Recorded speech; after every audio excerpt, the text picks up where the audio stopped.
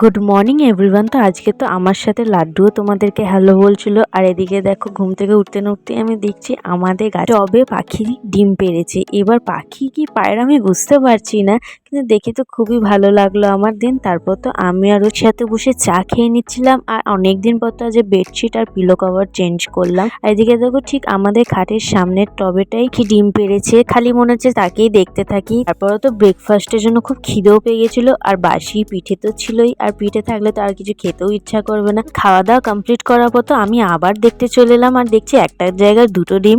তো দেখে তো আরো মনটা খুশি হয়ে গেল। দেন তারপর তো স্নান টান করে আমার একটা পার্সেল এসেছিল মিশো থেকে। আমি তো ভেবেছিলাম জিনিসটা ভালো আসবে না, 300 টাকায় কি এমন ভালো আসবে। তারপর তো জিনিসটা আসার পর দেখছি আই এম তো অবাক, এত সুন্দর জিনিস আমি কল্পনাও করতে পারিনি। দেন তারপর তো আজ লাঞ্চের জন্য বৌদি বানিয়েছিল চিকেন। আর যে রাতে সেরকম কিছু খেতে ইচ্ছা করছিল না বলে গুড় আর রুটি দিয়ে ডিনারটা করলাম। তো আজ এই দিনটা এভাবেই কাটালাম।